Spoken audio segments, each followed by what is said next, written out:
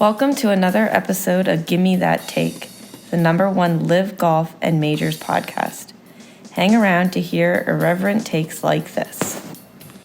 All right, you PGA fucks. And that's the only time I'm going to say those last stupid 3 letters in front of your tour. This is a LIV show, and you can call me out and tell me that we're here for the blood money like you did to Patrick Reed, you piece of shit, Bob Costas, and Jake Tapper types. Saudi Public Investment Fund. Let's talk about it. Do you know who they own shares in besides LIV? Your kid's Disney vacation. I was gonna say domestic and international terrorism, but I mean that too. Yeah, the Boeing that you flew there on, the JP Morgan Chase savings account you used to pay for it, the Amazon site where you got your cute little matching t-shirts with your kids. And double-sided dildo. That's right. BlackRock, the account that you got the kids' trust money in, and the Microsoft tablet you used to book, manage, save the photos, etc. on. So spare me and the other 2 guys on this show that bullshit blood money thing. Watch golf, enjoy golf. Let's get past that and realize that it's about the golf.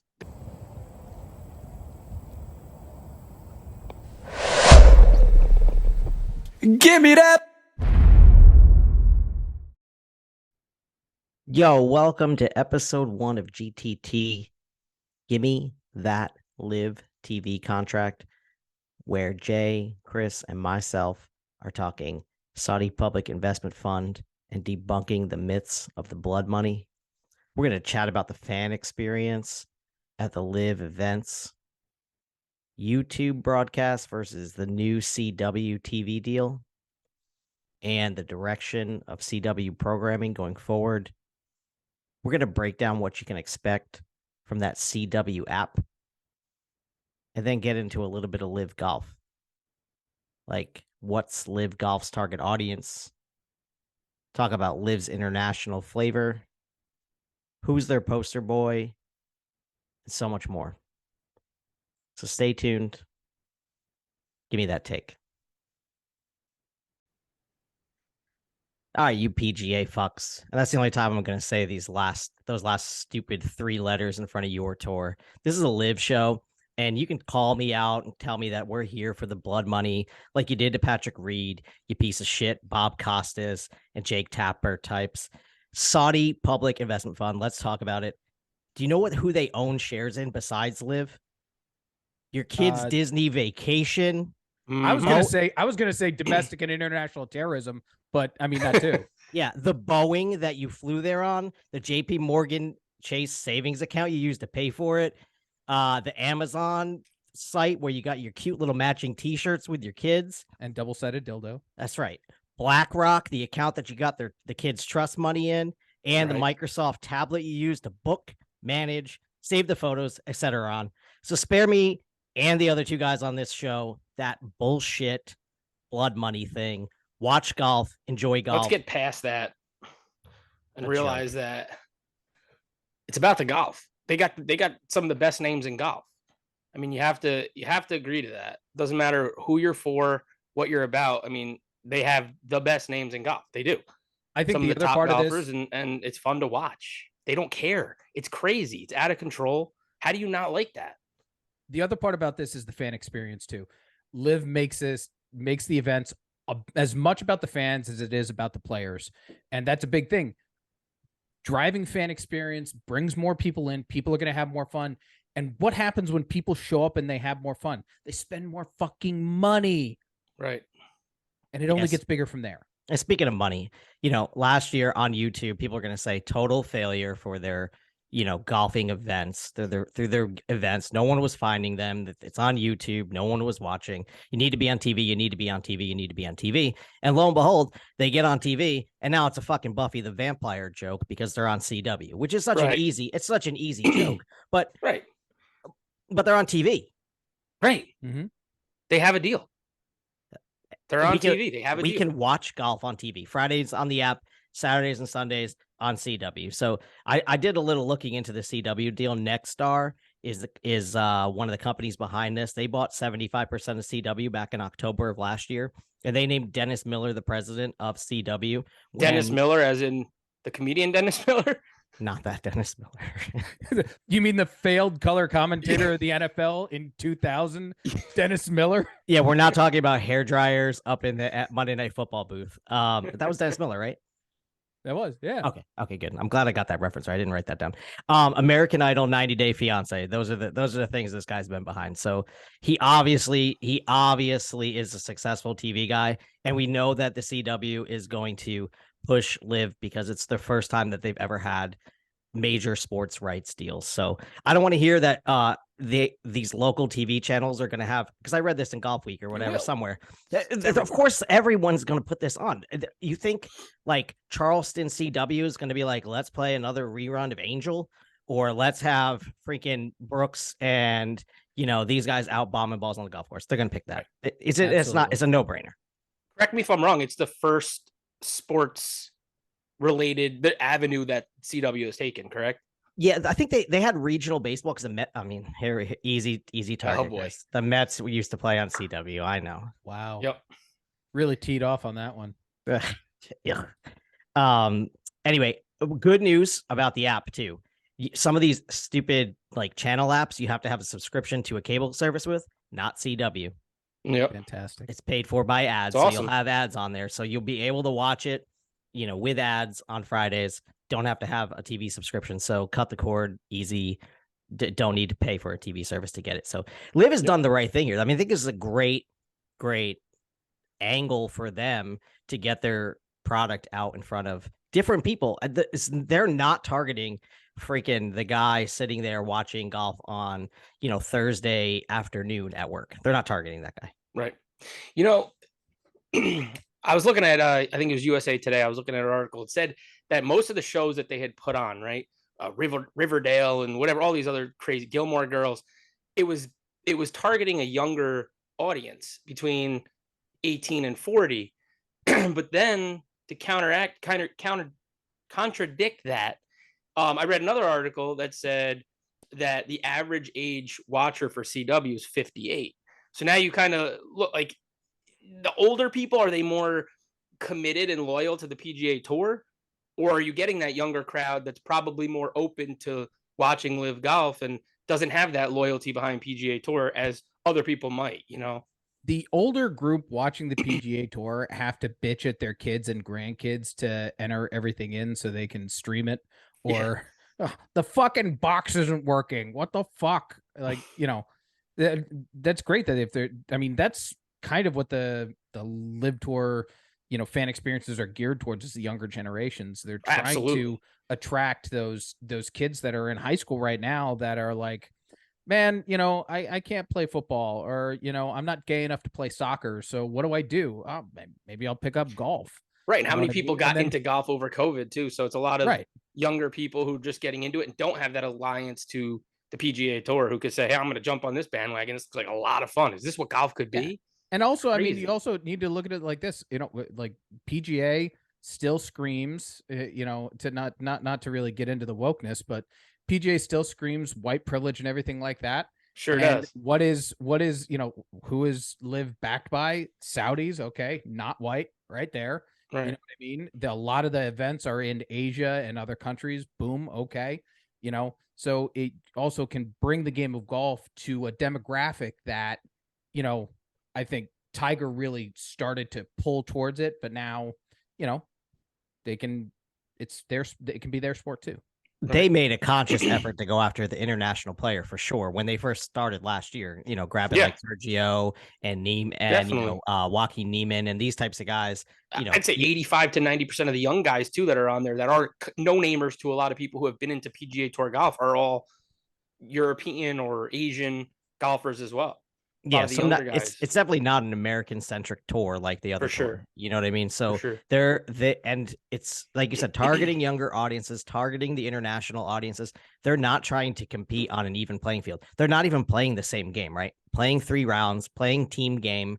It's almost totally different golf. 14 events. I mean, 14 events. It's a big difference from a massive schedule. These guys run around like crazy.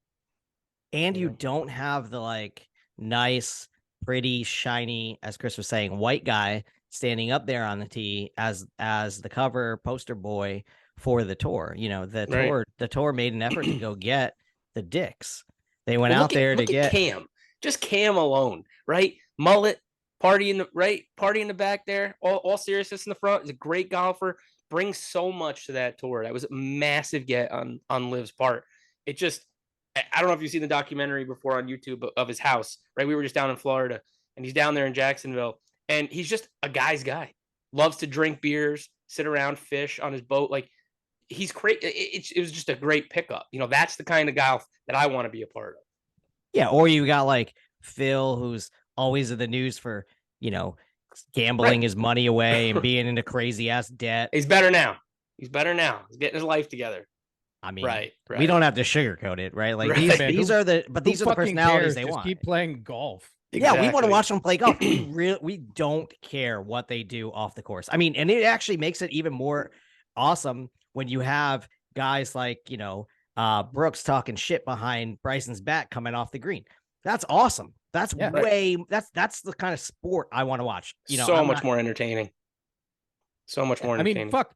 Like from the NFL, you got matches where, you know, guys are mic'd up and one guy's passing by another guy who's putting, and he just starts talking shit. Like, that's what we wanted. That's what we watch the mic'd up things for the NFL games for. We want to see people talking shit.